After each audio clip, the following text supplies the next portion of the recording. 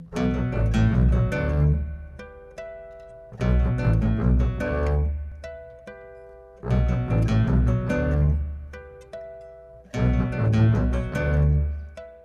día de hoy nos acompaña David Ábalos Naranjo. Él viene de INEGI Aguascalientes. David estudió la licenciatura en Matemáticas Aplicadas en la Universidad Autónoma de Aguascalientes. Ha cursado múltiples cursos y diplomados de capacitación en geodesia y ciencias de la tierra en INEGI. Hizo estudios de maestría en geodesia y geomática en la Universidad de New Brunswick, Canadá. Asimismo, es técnico especialista en análisis estadístico, tratamiento de información gravimétrica y cálculo de geólogo, de 1999 a 2004. Actualmente es jefe del Departamento del Geoide, puesto ocupado desde su creación en abril de 2004, y de sus investigaciones relevantes realizadas se destaca patrón de movimientos de la corteza terrestre en México, utilizando redes GPS, el geoide gravimétrico mexicano, versiones 2004, 2005, 2006 y 2010, y cartografía gravimétrica nacional de México, versión 2010. Adelante. Gracias. Buenos días, gracias por atender esta presentación. Hablaré de nuevas normas técnicas que está divulgando el INEGI. El doctor Rainer Ressel me invitó a venir, aunque él no pudo estar hoy, pero bueno, al menos me comentó que la gente de su área en geomática podría estar interesada en entender aspectos normativos que está difundiendo el INEGI recientemente. El contenido de esta plática es algo extenso, lo apachurré lo más que pude, le quité los tecnicismos, procurando hacerla de fácil entendimiento.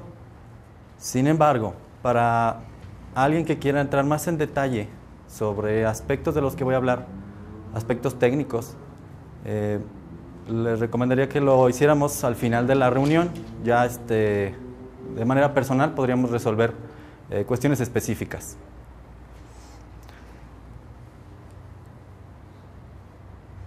El esquema de la plática es, a manera de introducción, hablaré de México, un territorio cambiante, donde me referiré más que nada a movimientos de la corteza terrestre. Después, cómo se manejan las coordenadas al paso del tiempo en aspectos de geodesia, geomática. Aspectos generales de nuevas normas y especificaciones técnicas, tanto de la norma técnica que se llama Sistema Geodésico Nacional, como de la norma que se llama Estándares de Exactitud Posicional. Y al final hablaré de interpretación general de estas normas y cómo están en vigor ahora. Bien, comenzando por los fundamentos de cuáles son los principios físicos de por qué está cambiando el territorio nacional.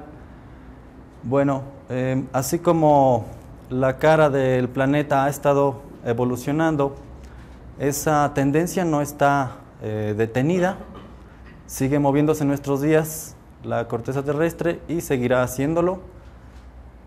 Este mapita solo muestra un panorama general de lo que son las placas tectónicas, divididas por esta línea azul clarito, y la dirección de su movimiento. El tamaño de la flecha indica la velocidad. Esta de aquí se llama la placa del Pacífico, esta de acá es la placa norteamericana, la placa de Centroamérica y la placa de Cocos. En particular esas son las que nos interesan para el territorio mexicano.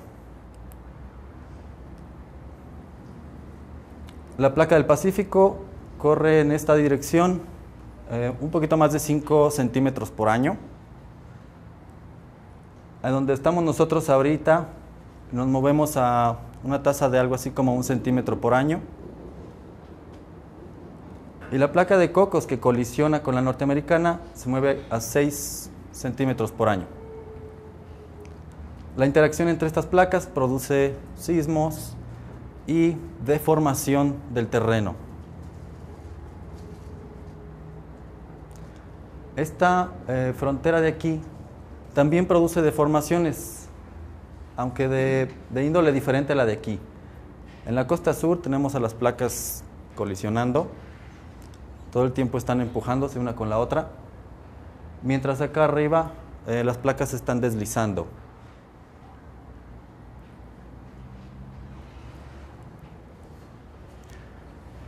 Autores ya antes han hecho esfuerzos por describir un panorama general de qué es lo que está pasando con los movimientos de la corteza en estas zonas de deformación.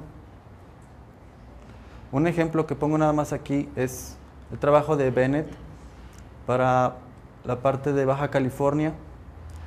Él explica que el movimiento se caracteriza allí por bloques, atendiendo a lo que ellos saben sobre fallas activas, fallas que están deslizándose una sobre otra, y propone que cada bloque tiene una velocidad diferente. En la parte sureste también se llegó a proponer un esquema también por movimiento de bloques, pero realmente no tenemos ahorita un panorama general de lo que es México en su totalidad.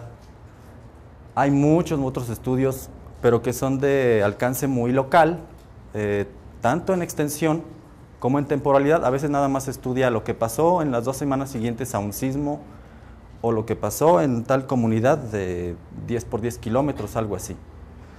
En este caso, el interés es encontrar patrones del movimiento general en una cobertura nacional, no tan específica.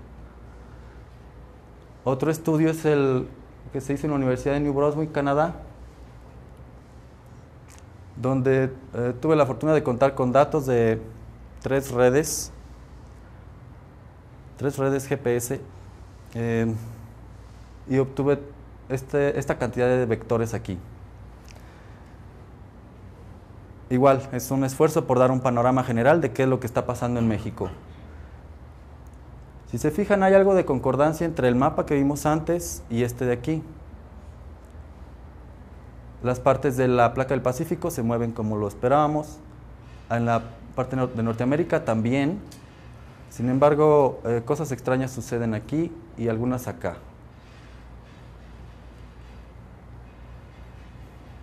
¿Cómo se obtiene esta medida de la velocidad del terreno? Una práctica que es muy común ahora es la de utilizar receptores GPS que calculan la posición, latitud, longitud de un sitio fijo. Cuando esa antena receptora GPS se permanece operando continuamente por años sobre un mismo sitio, entonces podemos calcular las coordenadas de ese sitio una y otra vez, del mismo sitio. Cuando juntamos una cantidad de coordenadas, digamos, después de varios años, podemos empezar a notar cambios.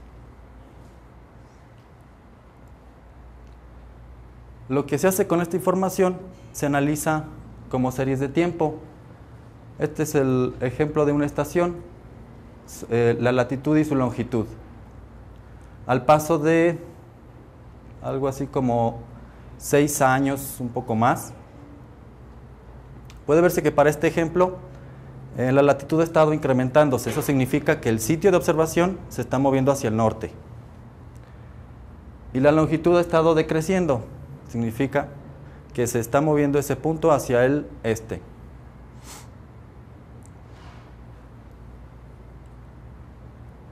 Así es pues como se obtienen en ciertos sitios un vector de velocidad que comúnmente lo medimos en milímetros por año.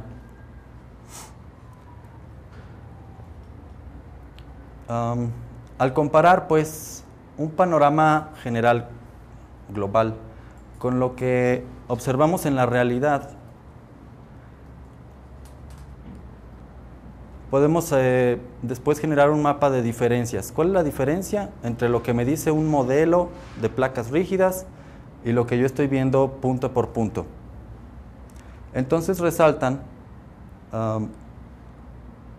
zonas con vectores largos aquí.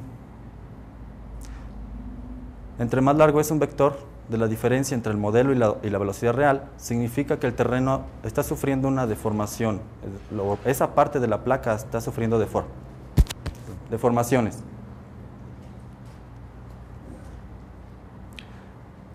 Si se fijan, en esta gráfica se puede notar que estas zonas redondeadas de rojo coinciden con las que originalmente vimos en un mapa achurado, donde notábamos que estas precisamente son las áreas de alta sismicidad.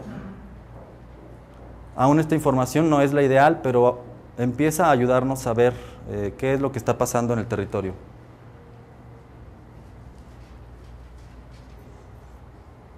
Entonces, lo que debemos considerar para los que les interesa estar monitoreando coordenadas o tienen bases geográficas con rasgos asociados a coordenadas, es considerar que todo punto se mueve,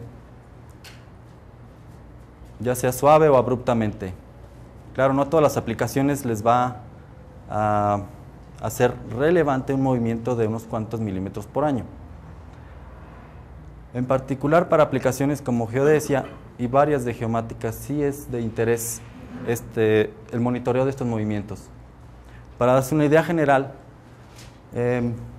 calculé por zonas más o menos cuánto se mueve el territorio en 10 años.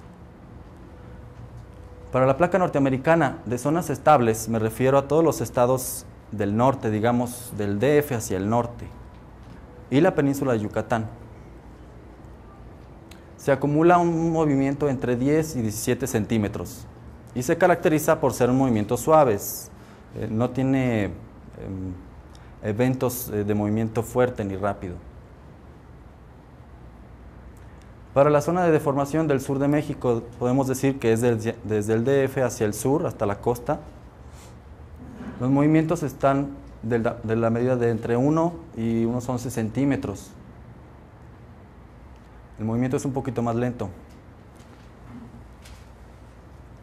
Para la península de Baja California es donde se tienen movimientos más fuertes, pero en el peor de los casos llega a algo así como a medio metro después de acumular 10 años. Si a alguien le llega a preocupar tener precisión de coordenadas a nivel debajo del metro, entonces hay que poner atención en estas cosas.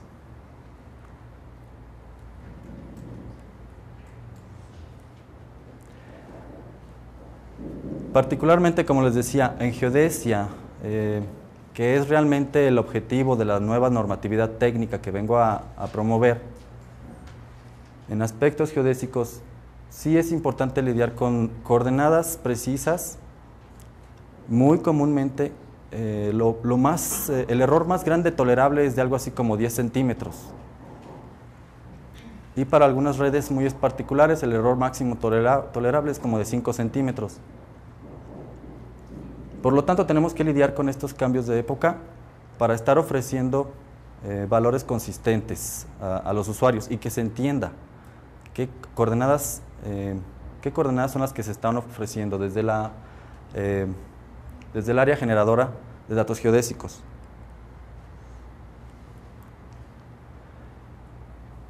La idea general es esta. Lo que se hace cuando se tiene un levantamiento A, en una época, digamos que se hizo en 1995, tenemos un levantamiento B, que se hizo en la época 2008. Los dos levantamientos tienen relación entre sí, a lo mejor son de terrenos vecinos o rasgos geográficos que deberían empalmarse o deberían empatar en coordenadas, y queremos a lo mejor combinar la información de estos dos levantamientos. Como les dije antes, la cantidad de tiempo transcurrido aquí en años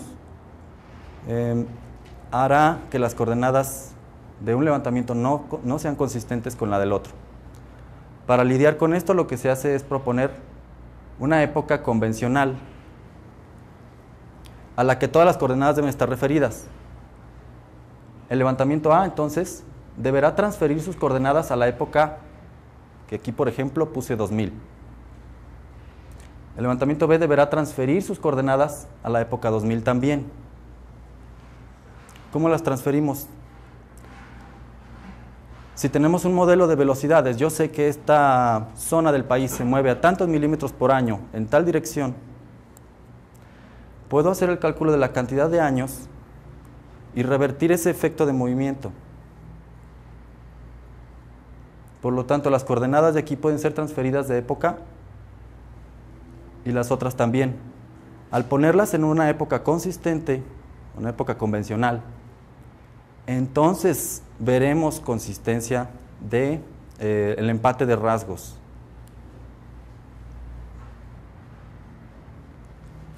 Esa es la estrategia general que se plantea para lidiar con el problema. Sí. Aquí estás hablando de menos de medio metro en 10 años. ¿Y para qué tipo de aplicaciones se requiere esa actitud? ¿Y cómo se traduce en segundos, digamos, en las coordenadas? Ok. Aplicaciones. La primera y más directa es levantamientos geodésicos. Hacen redes de referencia lo más precisas posibles y ligándose a esas redes, otros usuarios obtienen acceso a coordenadas específicas de sitios. Bueno, una aplicación más cercana a todos es el catastro. Ellos tienen documentado por coordenadas el tamaño de tu terreno. Y tienen estándares de error máximo en cuanto a esas coordenadas.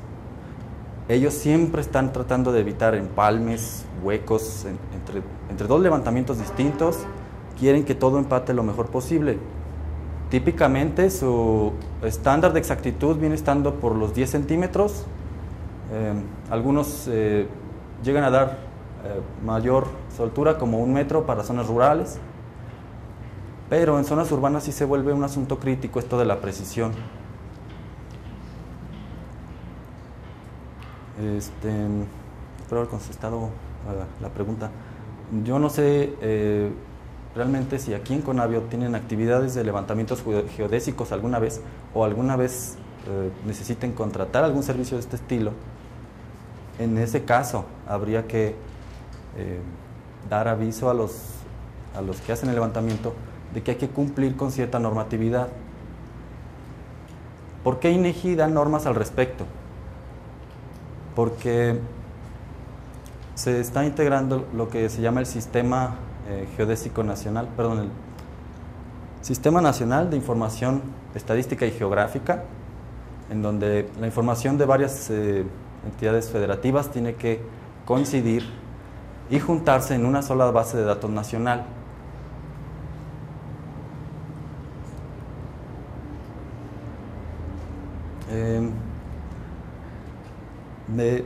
El avance que tenemos ahorita es que sacamos este par de normas de la Dirección General de Geografía y Medio Ambiente y son las que voy a explicar a continuación.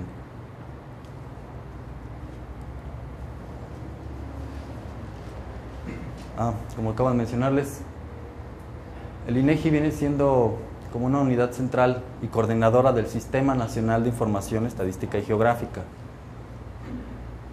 Así es que establece especificaciones para estandarizar la generación de información. Esto tendiente a que todos los usuarios puedan integrar su información consistentemente. El 23 de diciembre de 2010 se publicaron estas normas y al día siguiente de su publicación ya estaban en vigencia. Estas normas hay que observarlas obligatoriamente, no nada más para INEGI, sino para cualquier unidad de Estado, como Conavio.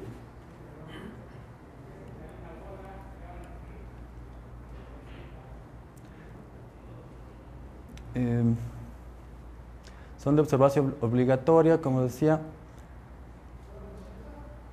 pero bueno, principalmente, déjenme aclarar que que van dirigidas a levantamientos geodésicos. O sea, nada más quiero enfatizar el punto, están dirigidas a actividades geodésicas. Probablemente las que ustedes hacen no tengan que ver con esto, no estoy muy seguro, pero por lo pronto INEGI tiene la obligación de difundirlo a todas las unidades de Estado.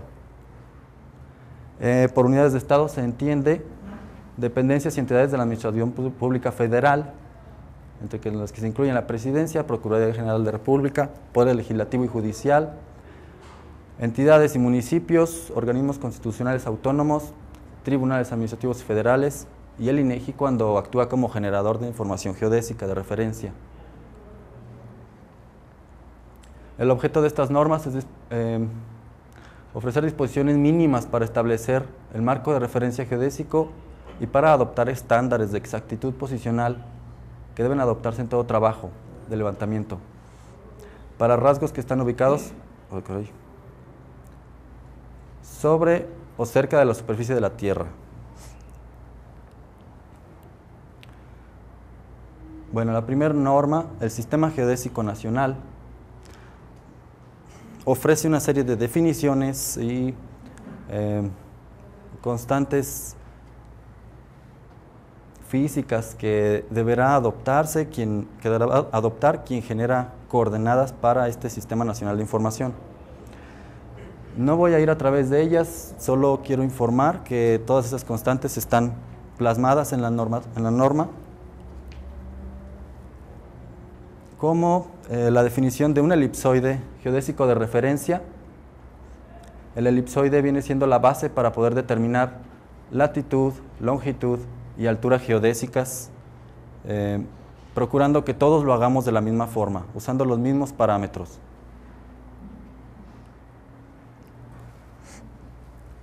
Un asunto muy relevante de esta norma es que se acaba de establecer que el marco de referencia terrestre, es decir, ese elipsoide debe estar anclado a unos ejes puestos en el centro de masas de la Tierra, orientados orientados muy específicamente de acuerdo a lo que se llama el ITRF-08 época 2010. ITRF es el International Terrestrial Reference Frame, creado en 2008, y la época de referencia es simplemente adoptada por INEGI. Significa que todas las coordenadas las queremos asociadas a una época más cercana a nuestros intereses, a nuestros días. El marco anterior era un ITRF 92 y la época era 1988, ya nos quedaba 22 años atrás.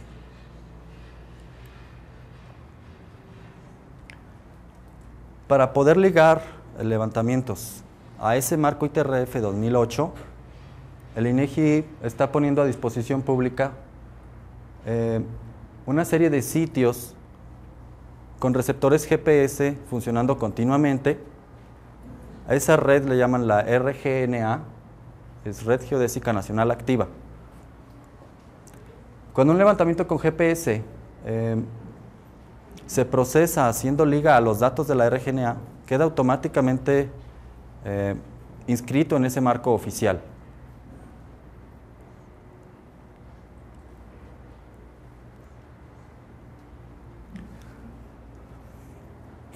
Aparte de la RGNA, también existe otra red que se llama la Red Geodésica Nacional Pasiva, o RGNP. Esa consiste de placas empotradas y esparcidas en el territorio nacional. De esas sí hay, creo que un poco más de 50,000. Todas esas ya tienen coordenadas en el marco oficial y quien las llegue a usar como referencia para un levantamiento igualmente estará ya automáticamente cumpliendo con el nuevo marco de referencia. Es decir, para gente que va a campo, como los topógrafos, descubren una placa de INEGI, desde ahí empiezan a propagar coordenadas, midiendo distancias, ángulos, y dicen, si este punto de referencia tiene tal coordenada, por lo tanto, todo mi levantamiento se refiere de allí y adquiere coordenadas del marco de referencia oficial. Toda esa información está disponible en Internet con sistemas de consulta. en la sección de geodesia del portal institucional. Se ofrece otra serie de constantes y fórmulas para calcular cambios de coordenadas entre X y Z y latitud, longitud.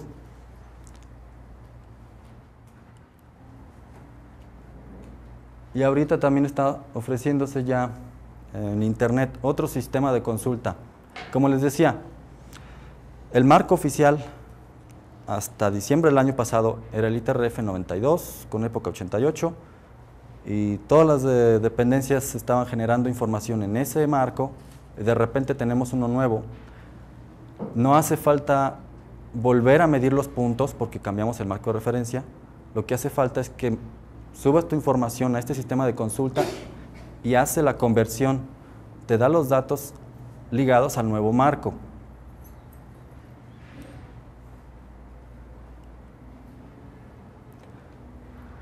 Hasta aquí todo suena muy bien, pero hay aspectos técnicos muy importantes que quien llegue a interesarle realmente aplicar transformaciones deberá abordar cosas como esto.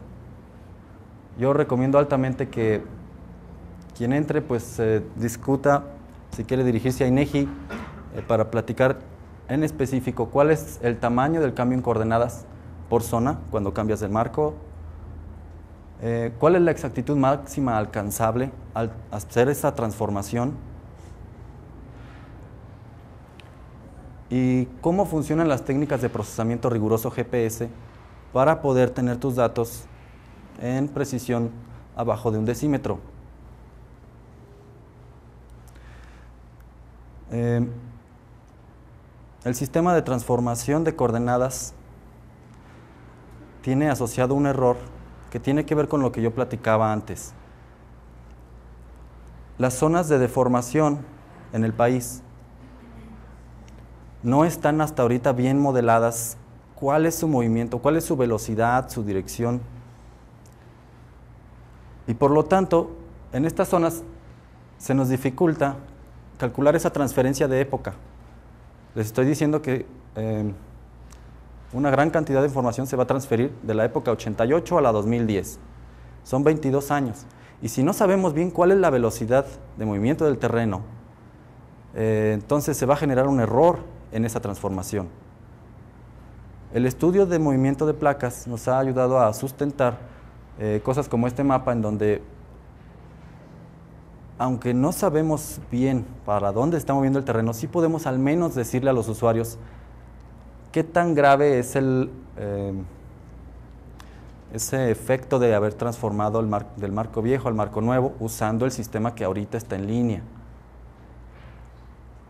Lo que se puede ver aquí es que en la costa sur puede llegarse hasta 3 decímetros de error. Si tienes una base de datos geográfica en ITRF 92, la subes a transformar, obtienes la nueva en el ITRF 08, y si tus datos son de una zona por aquí, puedes contar con que de seguro ya traen 30 centímetros de error. Automáticamente se inserta ese error, precisamente por la carencia de modelos detallados de movimiento. Es algo en lo que se está trabajando y esperamos más adelante poder dar cifras más bajas para este asunto. Como les digo, para aspectos geodésicos y de catastro, sí suele ser relevante una cosa de este estilo. Todo esto fue en cuanto a cómo medir latitud-longitud, pero también se menciona cómo le debes hacer para medir la elevación del terreno.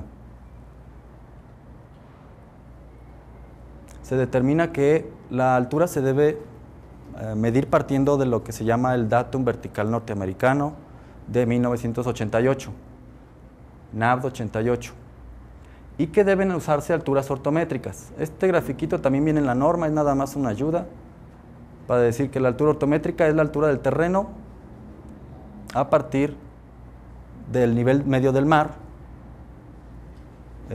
definido como el geoide. El elipsoide que les decía yo de referencia, el que se llama GRS 80, tendrá una diferencia que se llama n mayúscula, es la altura geoidal. Pero bueno, se establece nada más que todos debemos usar alturas ortométricas.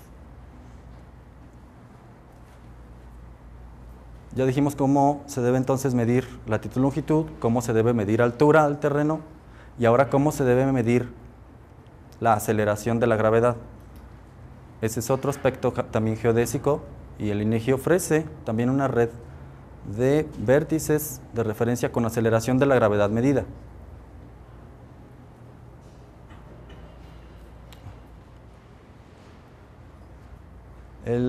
El estándar pues, para medir gravedad se llama IGSN 71, es la Red Internacional de Estandarización Gravimétrica de 1971.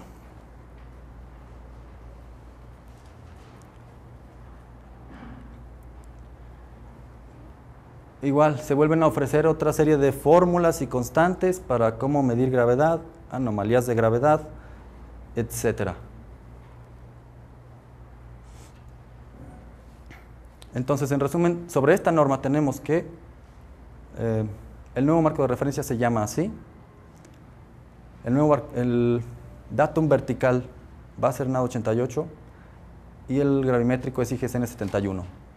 Es importante notar que, bueno, al menos ya se cuenta con un algoritmo de transformación disponible en Internet. Para esta parte que creo es la más complicada de manejar. La otra norma técnica, estándares de exactitud posicional.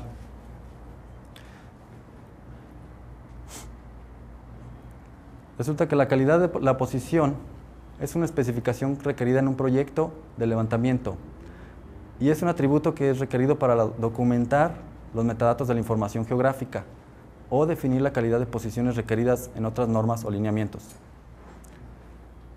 Independientemente de que ustedes tengan bases geográficas, ya sea geodésicas o no, si ustedes tienen asociadas coordenadas a rasgos del terreno, una recomendación, una costumbre sana es siempre tener ahí asociado cuál es la incertidumbre que tienen ustedes sobre las coordenadas del rasgo que están marcando. Si son 5 metros o son 100 metros, como sean, es bueno tenerlo ahí porque eso permite al intercambiar información entre instituciones saber para qué es útil la información y para qué no. Si decimos que, bueno, ahí te va un registro de datos y sus coordenadas son estas.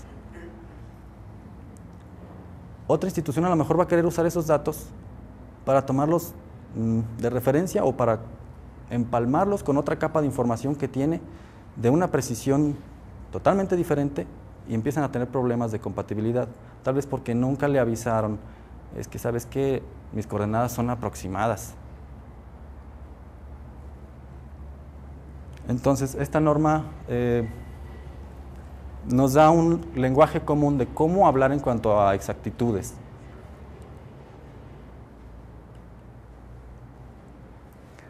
Conceptos útiles para poder entender esta norma es, por ejemplo, distinguir lo que es precisión de exactitud. Precisión habla de qué tan consistente es la medición que tú obtienes de un fenómeno físico. ¿Qué tan repetible es la medición? Si tu aparato es muy fino, a lo mejor te da alta precisión, eso significa que la medida que te da es siempre la misma.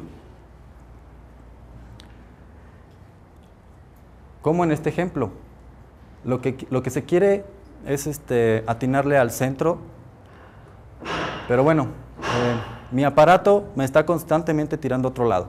En este caso tenemos una alta precisión porque el aparato es muy preciso, siempre le tira al mismo lugar, sin embargo está sesgado, eso se traduce en una baja exactitud.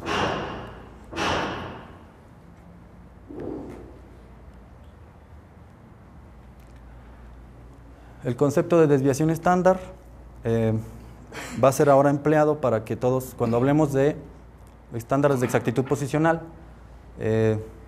siempre hablemos de este parámetro de dispersión. Si hablamos de coordenadas latitud-longitud,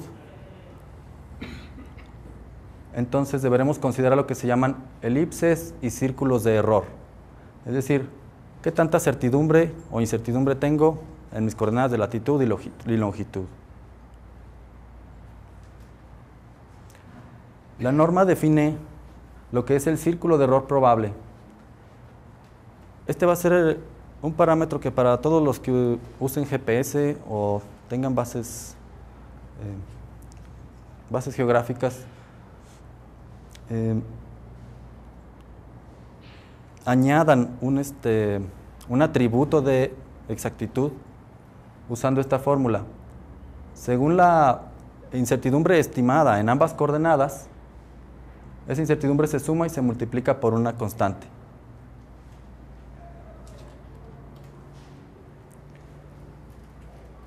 El estándar ahora es que se use lo que se llama CEP 95. Se usa esta constante en particular y se interpreta como que es el radio de un círculo que en el 95% de los casos contendrá al valor real que se está midiendo, a la posición real. En cuanto a medición de alturas, si se tienen registrados datos de elevación, lo que será es estimar sigma, qué tan grande es la desviación estándar de esa medición que tomé, y multiplicarla por 1.96. Eso igual va a dar un grado de confianza aproximadamente de 95%. Otra pregunta. Sí. Para sacar las mediciones estándar, quiere decir que tenemos que tomar medidas repetidas en el mismo sitio. O bien tomar algún parámetro nominal de la técnica de medición. Si la técnica de medición implementada es, por ejemplo, de un barómetro que mide altura, lo que podemos hacer es simplemente consultar qué tanta precisión se supone que tienen esos aparatos bajo condiciones climatológicas tales o cuales. El aparato va a funcionar diferente y a lo mejor me da más o menos 50 o 100 metros de error. Eso lo tomaría yo como un sigma. Esa es una alternativa a cuando no se tienen muchas medidas repetidas. Y si se usan medidas repetidas, ¿cuál es el número de muestra? Eso sí ya quedará más bien a criterio de quien esté produciendo la información. Lo único que puedo recomendar en ese aspecto es que procuren ser realistas al obtener un sigma. Generalmente quien maneja un aparato o tiene una técnica de medición, a lo mejor desde mapas, por ejemplo, nada más sacas la altura por curvas de nivel. Esa es otra manera. Generalmente quien usa información tiene conocimiento aproximado de qué tan exacta es toda esa información. Si usan la carta 150.000 del INEGI que trae curvas de nivel cada 20 metros, a veces cada 10 metros, sigma para las curvas cada 20 metros, sigma viene siendo algo así como 7 metros. Entonces para ese método podemos usar ese parámetro de desviación estándar. Bueno, es un ejemplo que espero funcione para otros casos.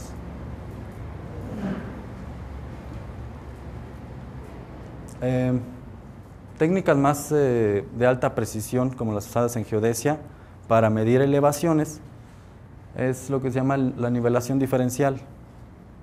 También son aparatos como esos que usan los topógrafos, que están en un tripié observando a lo lejos a un par de varillas, y con eso miden la diferencia de alturas del terreno. Eso es la nivelación diferencial. La técnica en sí es relativa, no mide altura absoluta, nada más diferencias de altura. Y por eso para este caso se ofrece estándares de exactitud relativos.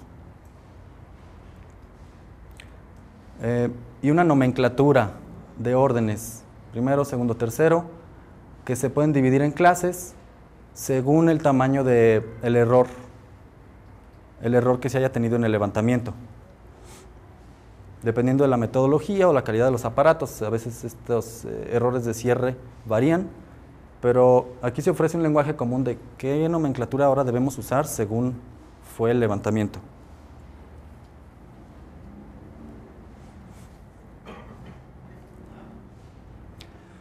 La norma especifica la exactitud requerida para datos del marco de referencia geodésico, en específico de la red geodésica horizontal y la vertical. La red geodésica de referencia les mencioné yo que era la RGNA, ese conjunto de sitios con antenas GPS constantemente funcionando. Ahorita son 22. Forzosamente, la coordenada que ustedes tomen de un sitio de estos deberá ser confiable al orden de 5 centímetros. De hecho, creo que anda así por los 2 centímetros, por lo tanto sí cumple ahorita con esto.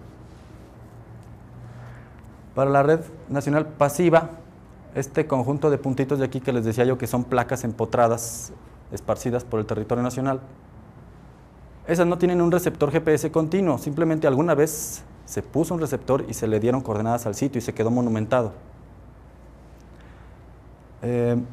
Estos, por la metodología con que fueron hechos y porque se considera conveniente para los intereses del país, debe tener un orden de exactitud de 1 decímetro. Para nivelación, bueno, existen varias técnicas de nivelación. Lo que puedo decir es que para la red que le llamamos primaria o fundamental, el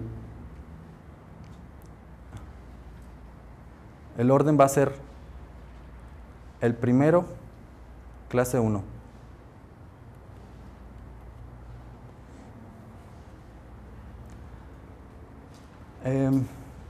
A esa red que les mencionaba yo, la RGNP, la de bancos monumentados,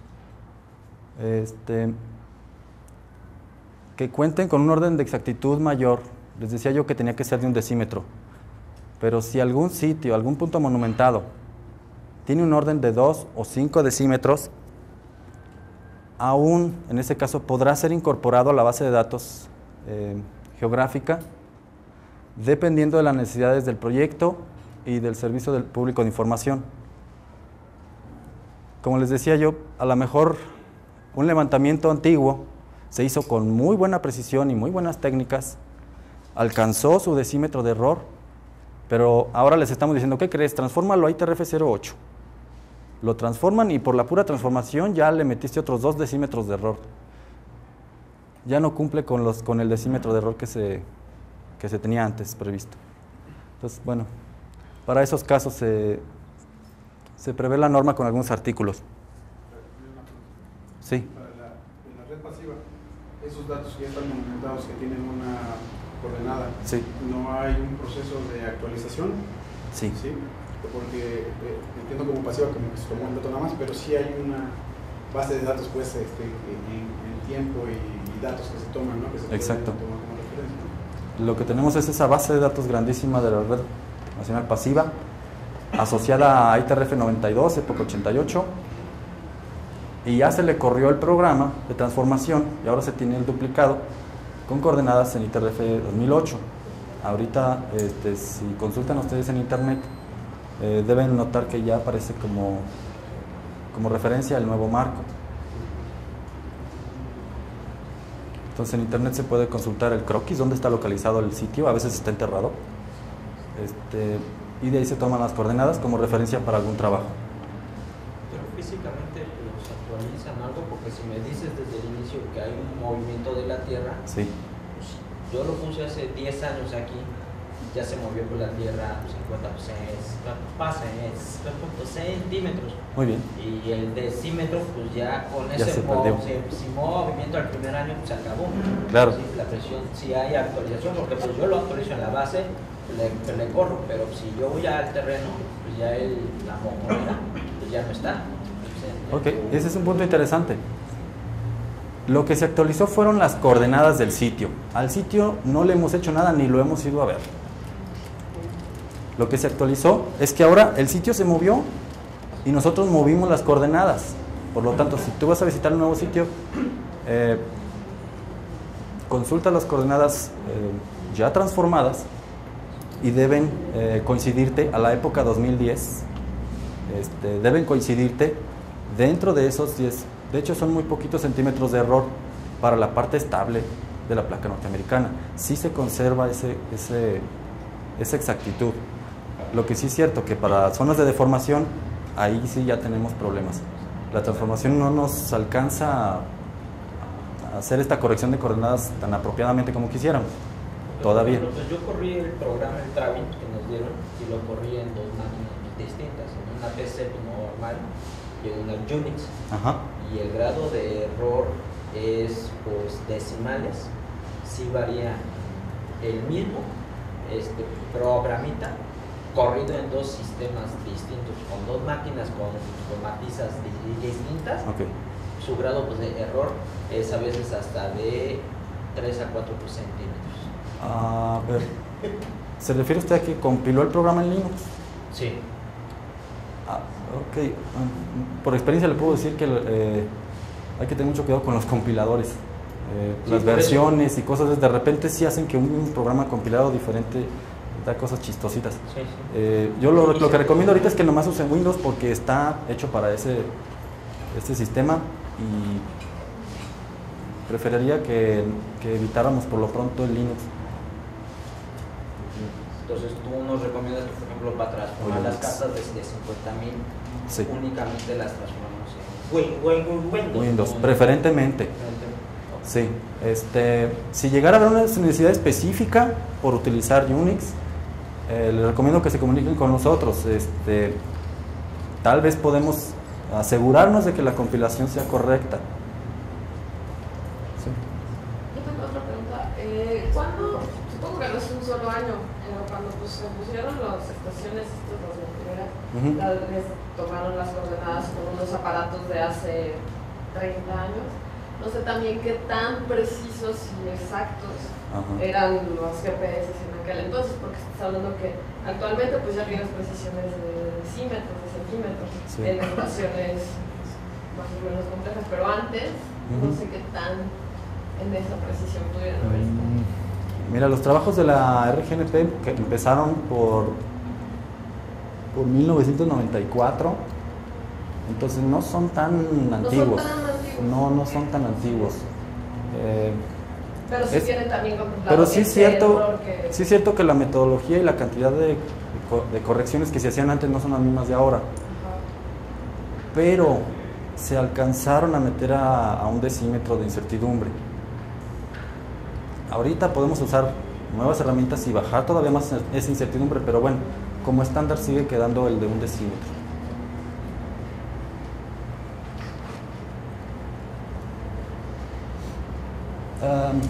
Otros aspectos ahora sobre cómo medir o cómo expresar más bien la incertidumbre de levantamientos verticales para medir elevaciones. Mucha gente prefiere medir elevaciones usando su mismo antena GPS. Como les dije antes, el estándar es usar alturas ortométricas. Por lo tanto, la altura que obtienes con GPS no es una altura compatible con la del marco geodésico nacional. Hay que transformarla a alturas ortométricas y eso se hace añadiéndole la altura, restándole la altura de lo que se llama alturas geoidales. A la altura de GPS le restas la altura geoidal. Me serviría el gráfico de hace rato.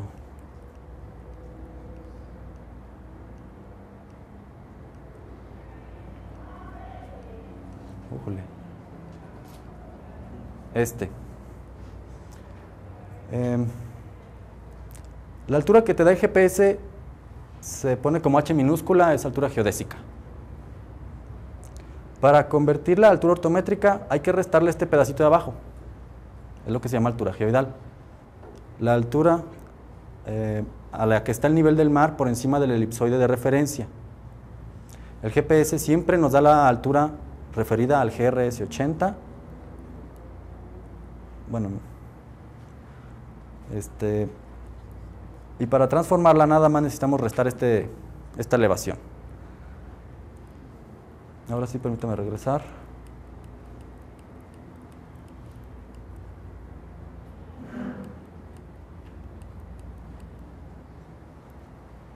La incertidumbre ahora de las alturas medidas con esta técnica deberán expresarse por la suma de sigmas, tanto del GPS, de la altura que te dio el GPS, como la del modelo geoidal que usaste. Los modelos geoidales tampoco no son exactos, no son lo más preciso como quisiéramos. Tienen una incertidumbre de entre 10 y 20 centímetros y esa debe ser considerada para calcular el error probable vertical.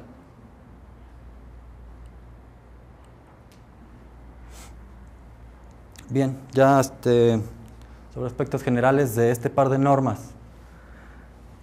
El instituto, entonces el INEGI me refiero, integrará la información de las estaciones geodésicas, de levantamientos geodésicos que realicen las unidades de estado en general, siempre y cuando cumplan con las disposiciones de estas normas técnicas. La información deberá remitirse a la Dirección General de Geografía y Medio Ambiente para que sea evaluada e incorporada a la base de datos nacional.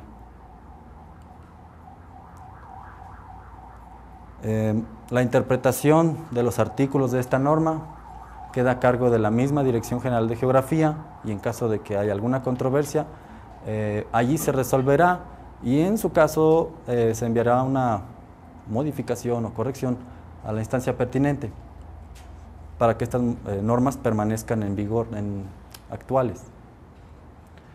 Sobre artículos transitorios, que es la última parte, estas normas pues ya están en vigor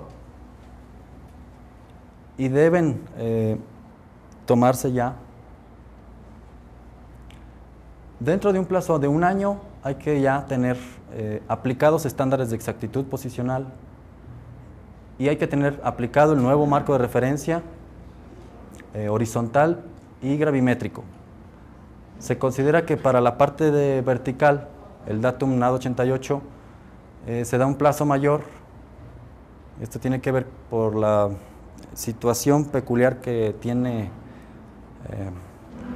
la complejidad del proyecto de juntar una sola red de nivelación con cobertura nacional. Quedan sin efecto disposiciones contenidas en normas previas, no todas, porque hay normas anteriores que contienen detalles sobre cómo hacer levantamientos. Eso ya no se replicó en esta norma. Simplemente se dice que aquellos aspectos que contravengan a la norma quedan derogados. Con esto, la ubicación espacial precisa y exacta de los objetos ubicados en o sobre cerca de la Tierra, de la superficie de la Tierra, va a ser ahora mejor. El uso de nuevas normas permite a las unidades de estado intercambiar datos e información geográfica. Se obtienen ahora datos consistentes, compatibles, comparables. Ahora se tiene estandarizado con esto procesos dentro del Sistema Nacional de Información Estadística y Geográfica para la referencia de información y con esto se facilita la definición del marco geodésico de referencia y su interpretación.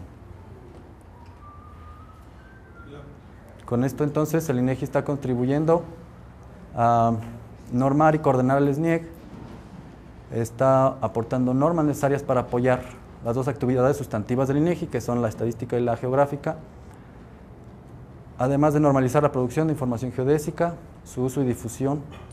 Esto estamos convencidos que traerá beneficios importantes para toda la sociedad. Para cuestiones en el futuro les recomiendo dirigirse a esta dirección, atención.usuarios, para dirigir ya sea preguntas o comentarios. Entre más detalladas hagan sus comentarios y preguntas, más fácil y rápido nos llegan a nosotros en áreas técnicas. Sí. ¿Toda la información disponible en INEGI que nosotros, que mucha gente usa, ya está referida a estas nuevas normas? Sí, de hecho, ¿Habría que...? Lo que se refiere a información geodésica, sí, está todo ya de acuerdo con estas normas. Cabe enfatizar algo. Hay algunas bases de datos con información geográfica en INEGI que no son geodésicas. Tienen también coordenadas asociadas, pero son aproximadas. Y por decirte algo, tienen una incertidumbre de más o menos 10 metros. Están referidas al ITRF 92 EPOC 88. Sin embargo, esas coordenadas, tal como están, son compatibles con el nuevo marco ITRF-08, época 2010, simplemente porque siguen siendo aproximadas. Si estamos diciendo que la coordenada es tal latitud, tal longitud, con más o menos 10 metros, y el cambio de marco nada más me está dando problemas de 30 centímetros, medio metro en el peor de los casos, realmente no tiene caso que cambies tu coordenada, que andes haciendo transformaciones complicadas que a lo mejor ni alcanzamos a ver bien cómo funcionan. Por lo tanto, la interpretación es esta: se consideran como compatibles. Y en ese caso se podrá decir que las coordenadas siguen siendo válidas aún para el nuevo marco. Sí. No sé si contesté un poquito la pregunta. Entonces sí, el cambio está dado rigurosamente para los casos que hace falta, y en otros casos es nada más nominal el cambio. Perdón, acá atrás. Una pregunta. Por ejemplo, en Japón, si fuera un gran terremoto Sí. que se desplaza tanto la corteza terrestre, en caso que pase en México eso, que ustedes tienen lo que van a hacer, bueno, porque dicen que va a ir a la colina de la base. Claro. O sea, un desplazamiento fuerte de los meses. Ok. Gracias por la pregunta. En terremotos fuertes, generalmente el desplazamiento es local, no se está moviendo todo el país así. ¿Qué les diré? Un área típicamente de algo así como tal vez 20 kilómetros por 20 sufre deformaciones así más o menos en el instante. Y si allí tenemos una estación de GPS monitoreando, entonces vamos a ver el tamaño del desplazamiento. Eso pasó en Mexicali hace, ¿qué? 2 años. Hay una estación del RGNA ahí y que midió el movimiento. Pero como te digo, esos movimientos suelen ser locales, y lo que estamos nosotros haciendo es estudiar el caso y tratar de generar un modelo particular para los cambios de coordenadas en esa época, de esa zona nada más. Es la manera en la que se está abordando el problema de sismos fuertes. ¿Puede afectar a Mexicali, pero no nos afecta? No, definitivamente. Cuando hay un sismo fuerte en Mexicali, aquí no pasó nada con las coordenadas de este lado. Definitivamente no. Les digo, son generalmente áreas relativamente pequeñas las que sí sufren desplazamientos medibles. Sí. Bueno, sí, creo que ya contestaste un poco la pregunta, nada más como para estar completamente segura aquí, ¿no? Por ejemplo, en mi área, lo que yo hago, pues es cartografía 1 a 50.000, y utilizamos la cartografía 1 a 50.000, que tenemos a la mejor referenciada WGS84 UVM, ¿no? Okay. Esta información que es compatible con ITRF-92, por lo tanto es compatible con este ITRF-08. Ok, sí, gracias por esa pregunta, es importante. Para efectos de cartografía, toda la información que está impresa sufre cambios mínimos. En un caso muy malo, del mapa tendrías que desplazar tu gradícula, esa malla de coordenadas que se le pone encima, la tendrías que desplazar un poco cuando cambias de marco. Es decir, las coordenadas ya están cambiando, ¿verdad? Para estos datos de esta cobertura. ¿Qué tanto se desplaza? En un caso muy malo es 1/10 de milímetro. El peor de los casos que puedo pensar, a una cartografía de muy baja escala,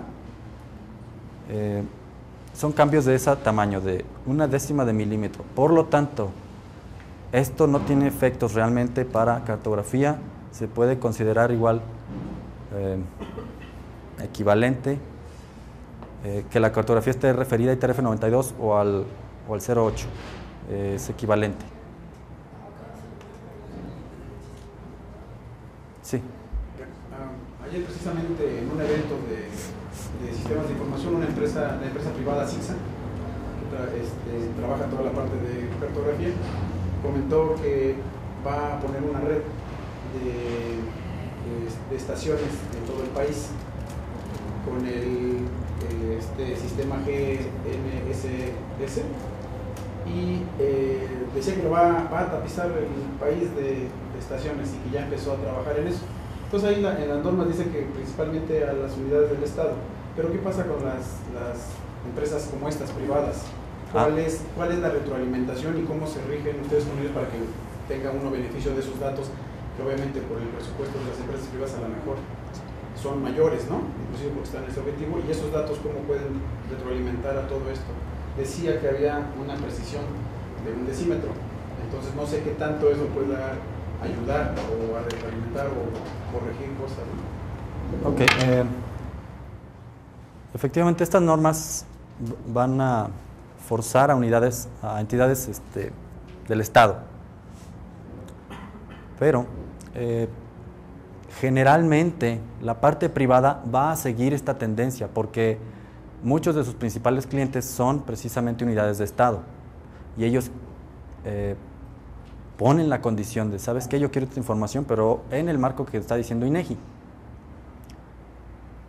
Y creo que incluso para las empresas privadas va a ser conveniente manejar el nuevo marco porque es más transparente. Ya no tienes que mandar tus coordenadas, medirlas hoy y mandarlas 22 años atrás para que queden en el marco oficial. Ya nada más las mandas 1 o 2 años para atrás y ya estás. Es más sencillo de manejar desde esa perspectiva. A ellos no les obliga a seguir estas normas, pero yo creo que por la conveniencia operativa simplemente van a seguirlas. Y por eso que te digo, muchos de sus trabajos les van a exigir que tengan apego a esta normatividad. Bueno, creo que es todo de mi parte. Espero haber sido muy claro, espero no haber metido demasiado en complicaciones técnicas. Para cualquier cosa estamos a disposición. Correo electrónico, el mío es david.avalos@inegi.org.mx.